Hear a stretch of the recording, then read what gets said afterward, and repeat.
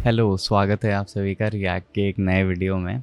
और इससे पहले आई वुड रिकमेंड कि आप इस वीडियो में आगे बढ़ें। आई वुड से कि अगर आपने इससे पहले वाला वीडियो नहीं देखा है कि किस तरह से हम इस रिएक्ट कोर्स को फॉलो करने वाले हैं, किस तरह से इस रिएक्ट कोर्स में हम आगे बढ़ने वाले हैं और इस कोर्स की एक्चुअल में नीड कहाँ पे पड़ रही है ना। कई सारी चीज़ें हम कर सकते थे, कुछ और भी पढ़ा सकते थे, बट रिएक्ट ही क्यों, और क्या हमारी अप्रोच है इस कोर्स को लेके, सारा कुछ इसके पहले वाले वीडियो में हमने कवर करा दिया है। तो प्लीज़ उसे ज़रूर देखिएगा और उसके बाद में ही इस कोर्स को, इस वीडियो को आगे देखिएगा। तो विद दैट स्टार्ट करते हैं और अश्योर करता हूँ आप सभी को कि इस वीडियो के बाद में आपको रिएक्ट की इन डेप्थ वर्किंग समझ में आने वाली है, कैसे रिएक्ट काम करता है, रिएक्ट एग्जैक्टली में क्या है।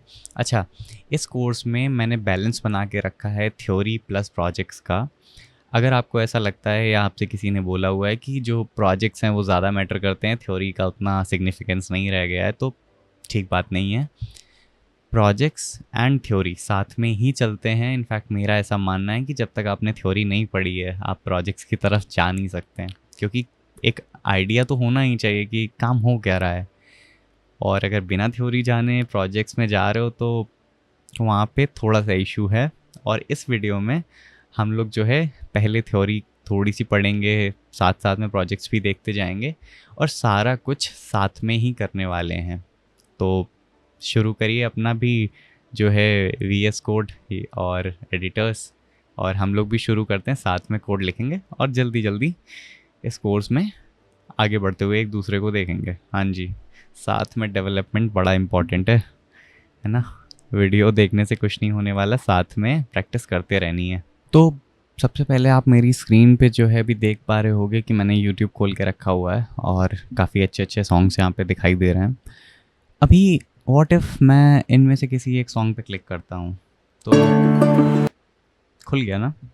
कभी भी ये बटन जो है रिफ़्रेश वाला, ये चेंज नहीं हुआ। आप किसी दूसरी वेबसाइट पे जाओगे, लेट्स से हम लोग किसी भी दूसरी वेबसाइट पे लीड कोड पे चले जाते हैं, आप देखेंगे कि लीड कोड पे जब आप जाओगे तो वो रिफ़्रेश होता है जितनी बार भी आप किसी लिंक पे क्लिक करते हो। बट यूट्यूब के साथ में ऐसा क्यों नहीं हुआ? इंटरेस्टिंग ना। ये कमाल है रिएक्ट का। यहाँ पे बात आती है कि रिएक्ट को आप असल में क्यों यूज़ कर रहे हो। अभी मैं आपको दिखाऊंगा। अभी देखिए एक्सप्लोर में मैंने क्लिक किया, दोबारा से वो देखिए क्रॉस बन गया है ना, रिफ़्रेश हो रहा है। पेज हर बारी रिफ़्रेश होता है जितनी बार भी मैं क्लिक करता हूँ। ये देखिए, मैं अगर दोबारा एक्सप्लोर पे क्लिक करता हूँ तो रिफ़्रेश हो रहा है। ये चीज़ क्यों हो रही है? यूट्यूब पे मैं आपको दिखाता हूँ। मैंने यूट्यूब पे दोबारा से जो है क्लिक किया और इस बार भी कोई रिफ़्रेश नहीं हुआ यहाँ पे। इसे बोलते हैं सिंगल पेज एप्लीकेशन या स्पा। इससे पहले हमने बात करी है इसके बारे में, बट मैं आपको एक लाइव डेमो दिखाना चाह रहा था कि एग्जैक्टली में ये हो क्या रहा है, क्यों रिएक्ट इतना पावरफुल बन गया। आपने देखा यूट्यूब कैसे रिफ़्रेश ही नहीं हुआ। आप फेसबुक के साथ में ये चीज़ करके देखिए। फेसबुक भी जो है इसी आर्किटेक्चर को फॉलो करता है। इनफैक्ट रिएक्ट जो है वो एक लाइब्रेरी है और ये लाइब्रेरी हमारे फेसबुक टीम ने ही हमें ला के दी है। फेसबुक के साथ में हुआ क्या, फेसबुक ने एक बड़ी यूनिक प्रॉब्लम आइडेंटिफाई करी। फेसबुक ने बोला, अब इमेजिन करिएगा ये जो मैं आपको स्क्रीन पे दिखा रहा हूँ, मेरी ड्राइंग बहुत अच्छी है एंड आई नो आप लोग कमेंट सेक्शन में बताने वाले हैं, मेरी ड्राइंग की तारीफ़ें आप लोग करने वाले हैं। तो इमेजिन करिएगा ये एक आपकी वेबसाइट है और ये आपकी एक दूसरी वेबसाइट है, ठीक है। तो अभी हम लोग इस पे बात कर लेते हैं। रिएक्ट टीम ने क्या ऑब्जर्व किया, उन्होंने सोचा कि सबसे पहले तो वहाँ पे स्टेट चेंजेस बड़े सारे होते रहते थे। What do I mean by state changes? किसी का मैसेज आया है ना, तो यहाँ पे एक लिख के आ गया कि भाई 2 मैसेजेस आए हैं यहाँ पे, और हो सकता है उसी टाइम पे यही सेम चीज़ जो है यहाँ पे भी रेप्लिकेट करनी पड़ जाए उन्हें किसी भी कारण से। तो दो जगह पे स्टेट चेंजेस।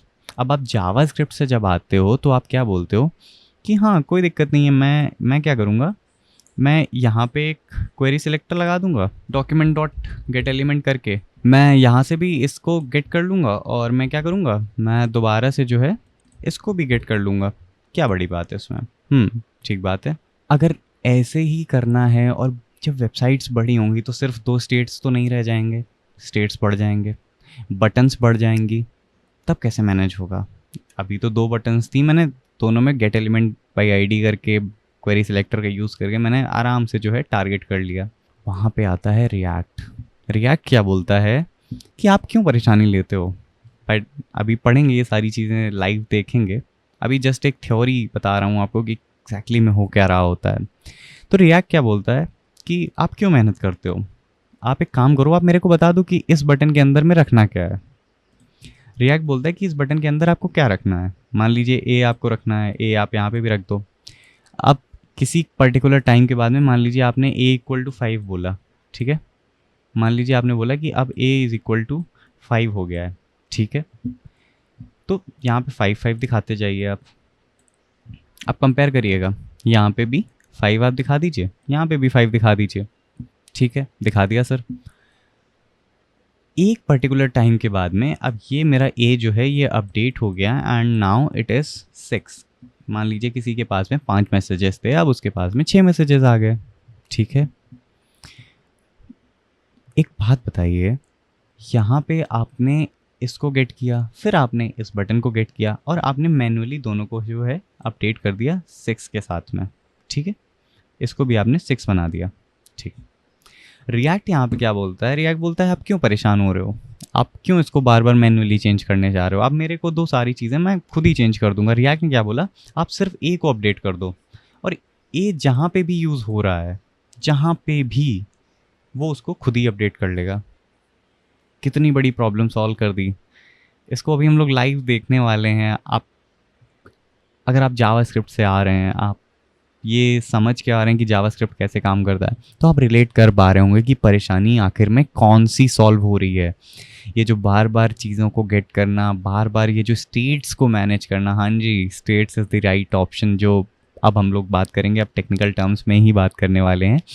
इसको हम लोग स्टेट बोलते हैं, है ना। किसी भी इंस्टेंस पे इस पर्टिकुलर वैल्यू जो अपडेट आपने अभी करी, तो ये एक स्टेट था।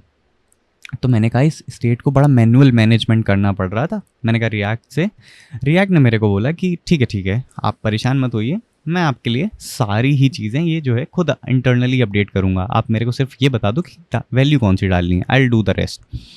सिर्फ यही करता है क्या? नहीं, ये नहीं करता। रिएक्ट इसके अलावा भी कई सारे काम करता है। वर्चुअल डॉम आपने सुना होगा। अब ये क्या होता है सर? वर्चुअल डॉम, ये आपने क्या बता दिया, ये तो कोई बड़ा भयानक सा टर्म लग रहा है। डोंट वरी, काफ़ी इजी टर्म है, कोई बहुत बड़ी चीज़ नहीं है वर्चुअल डॉम। आपको डॉम का आइडिया होएगा, आपने जावास्क्रिप्ट पढ़ के आए हैं, जावास्क्रिप्ट पढ़ के नहीं आए। चलिए कोई बात नहीं, आपको एक डॉम का भी एक ओवरव्यू दे देता हूँ कि एग्जैक्टली में ये डॉम क्या चीज़ है। तो डॉम जो होता है वो stand for document object model. अच्छा, ये क्या होता है डॉक्यूमेंट ऑब्जेक्ट मॉडल? जब भी आप HTML में कुछ भी लिखते हो तो वो ब्राउज़र कैसे समझ रहा होता है, कभी इस बारे में सोचा? जब आपने डिव के अंदर अपना नाम लिख दिया, आपने डिव के अंदर लिखा माई नेम इज़ दिस, तो अच्छा, नेम के साथ में अलग ही ऑब्सेशन है अपनी, हर प्रोजेक्ट के नीचे अपना नाम ज़रूर लिखा कीजिए कि डेवलप बाय कोई सा भी प्रोजेक्ट हो, प्लीज़ राइट दैट। एक अच्छी हैबिट है, आपका काम है, आपने किया है, ज़रूर लिखा कीजिए नाम। तो जब आपने एक HTML कोड को लिखा, ब्राउज़र उसे कैसे रीड करेगा? ये ब्राउज़र इंसान तो है नहीं कि उसने आपका प्रोजेक्ट देखा, उसने समझा कि अच्छा ठीक है डेव है तो इसको ऐसे दिखा दूँ, ये है तो इसको ऐसे दिखा दूँ, नहीं। ब्राउज़र ने क्या बोला, मैं इसको कन्वर्ट कर लेता हूँ एक ट्री लाइक स्ट्रक्चर में। इस ट्री लाइक स्ट्रक्चर का हमेशा जो पेरेंट होगा वो डॉक्यूमेंट होगा, ठीक बात। उसके नीचे उसने क्या बोला कि अब मैं आपकी जो HTML कोड है उसको मैं छोटे छोटे पार्ट्स में तोड़ना शुरू करूँगा। मैं HTML टैग को एक्सट्रैक्ट करूँगा, फिर मैं हेड टैग को निकालूंगा, फिर मैं बोलूँगा कि अच्छा बॉडी भी है, बॉडी को निकालो आप, मैं मेटा टैग्स को निकाल लूँगा, फिर मैं टाइटल निकालूंगा। इस तरह से मैं जो है एक ट्री लाइक स्ट्रक्चर बना लूँगा। सिंपल सी बात है, ठीक है, समझ गया सर। अब आ जाते हैं हमारे बोर्ड पे। एक बात बताओ मेरे को, कुछ ऐसा ट्री बन रहा था। आई नो आपको ड्राइंग बहुत पसंद आ रही है, please let me know in the comments as well कि आपको कितनी सारी मेरी ड्राइंग्स पसंद आ रही हैं, और ये नोट्स अगर आपको चाहिए मेरे हाथ से लिखे हुए तो ज़रूर बताइएगा। और कोशिश ये कर रहे हैं कि सारी चीज़ें हाथ से ही लिखें, क्योंकि जब आप रिवाइज़ कर रहे हो, हाँ जी, रिवीजन इंपॉर्टेंट है ना। ये नहीं सोचना है कि नहीं अब तो इंजीनियर बन गए, अब क्या इंजीनियर्स पढ़ाई थोड़ी करते हैं, नहीं करते हैं। तो ठीक है, ये इसको मान लीजिए कि ये हमारा जो है एक डॉम है, ठीक बात। ये एक्चुअल डॉम है जो आप जावास्क्रिप्ट में यूज़ करने वाले हैं, जो आप जिससे आप जावास्क्रिप्ट में काम करेंगे, सॉरी जिससे आप ब्राउज़र में काम करने वाले हैं, जो ब्राउज़र आपके लिए पेंट करेगा। जैसे ही आप कोई HTML पेज को खोलते हैं तो ये जो चीज़ है ये ब्राउज़र बना के आपको दे देता है। यहाँ पे आपका जो है ये एक डॉम रेडी हो गया है, ठीक बात है। रिएक्ट क्या बोलता है, अच्छा अभी समझ लेते हैं कि इससे पहले हो क्या रहा था। तो जब जब आप रिफ्रेश आप दबा देते तो क्या होता था कि ब्राउज़र जो है वो जाता था आपके सर्वर के पास में और सर्वर से बोलता था कि एक काम करो, मेरे को जो है ये नया जो पेज है ये दे दो। इस पेज को वो लेता था और डॉम में कन्वर्ट करके दोबारा से जो है रीरेंडर करता था। अब मेरे को एक बात बताओ कि जब आपने जो है यूट्यूब खोला, ठीक है, जब आपने यूट्यूब के लिए ये पेज को खोला, इस पेज पे जब मेरा ब्राउज़र जो था, यहाँ इस पेज पे जब मेरा टास्क बार सेम था, जब मेरा साइड बार सेम रहा, मान लीजिए मैं म्यूज़िक वाले सेक्शन पे गया या मैंने इस सॉन्ग को प्ले किया, कॉलेज स्टूडेंट्स, तो जब मेरा टास्क बार सेम था, मेरा साइड बार भी ऑलमोस्ट सेम रहा, तो फिर आपने इसको पूरा रिफ्रेश करने की क्या ज़रूरत थी? क्या कोई ज़रूरत थी? पूरा रिफ्रेश करने की तो कोई ज़रूरत नहीं थी ना। आप सिर्फ उठाओ वीडियो पार्ट को और यहाँ पे पेस्ट कर दो। टास्क बार तो सिमिलर ही रहने वाला है, या कोई भी ऐसी चीज़ जो सिमिलर रहने वाली, मैं उसे क्यों अपडेट कर रहा हूँ? मैं कहना क्या चाह रहा हूँ कि ये जो पार्ट था अगर वो सिमिलर था तो इसके लिए जब मैंने आपको दूसरे पेज पे भेजा और उस पेज पे मैंने सिर्फ ये वाला पार्ट चेंज किया था, तो आपने ये पूरा पेज क्यों रिफ्रेश किया? आपने ये पूरा डॉम दोबारा से बिल्ड क्यों किया? प्रॉब्लम समझ में आई कहाँ पे प्रॉब्लम थी? ये प्रॉब्लम थी। इसको रिएक्ट टीम ने क्या बोला कि हाँ जी हम समझ गए कि आप क्या बोल रहे हैं, कि मेरे को दोबारा तो रिफ़्रेश करने की ज़रूरत है ही नहीं ना, पूरा रिफ़्रेश करने की क्या ज़रूरत है भाई? अगर आपका सिर्फ ये वाला पार्ट चेंज हुआ है तो आप एक काम करो, मान लीजिए ये चेंज्ड पार्ट है, ठीक है, आपने कुछ दूसरा ऐड कर दिया, तो रिएक्ट टीम ने बोला मैं क्या करूँगा, मैं कंपेयर कर लूँगा और ये वाला चेंज हुआ है ना तो इसकी जगह पे इसको लगा दूँगा, सिंपल, ठीक है। ये वाला चेंज्ड पार्ट था मेरा, तो उसने कहा कि मैं क्या करूँगा, रिएक्ट ने बोला मैं इसको कंपेयर करूँगा, फिर मैं इसको कंपेयर करूँगा, फिर मैं देखूँगा कि क्या आप सेम हो, वो बोलेगा कि हाँ मैं भी सेम हूँ, फिर वो बोलेगा कि क्या आप और आप सेम हो, तो बोलेगा नहीं नहीं नहीं हम दोनों लोग तो सेम नहीं हैं, तो बोलेगा कि अच्छा तो अगर आप दोनों लोग सेम नहीं हो तो आप एक काम करो, क्या मुझे पूरा डॉम अपडेट करना चाहिए ब्राउज़र? तो ब्राउज़र बोलेगा कि नहीं पूरा क्यों अपडेट कर रहे हो आप एक काम करो ना, जब आपका चेंज सिर्फ ये वाला एलिमेंट हुआ है तो आप पूरा क्यों अपडेट करने में परेशान हो रहे हो? आप एक काम करो इसको डिलीट कर दो और इस पार्ट को वर्चुअल डॉम से लो और इस पार्ट को यहाँ पे लगा दो, ठीक है। तो कुछ इस तरह से जो है आपका रिएक्ट काम करता है, वो बोलता है कि मैं पूरा अपडेट ही नहीं करूँगा और इसी वजह से आपका रिफ़्रेश कभी ट्रिगर ही नहीं होता रिएक्ट के अंदर। इसी को बोलते हैं सिंगल पेज एप्लीकेशन। वो कभी रिफ़्रेश नहीं करता है, इंटरनली करता है बट आपके ब्राउज़र को कभी अलाउ नहीं करता कि वो रिफ़्रेश वाले टैब पे जाए और उसको पूरा पेज को जो है आपका रिफ़्रेश कर दे। इसको बोलते हैं वर्चुअल डॉम। ये हो गया आपका वर्चुअल डॉम, ठीक है।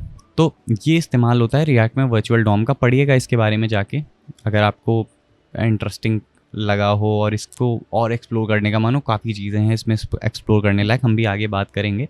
अभी के लिए इतना इम्पॉर्टेंट था, फिर हम लोग सीधा प्रोजेक्ट के डेवलपमेंट में चलने वाले हैं।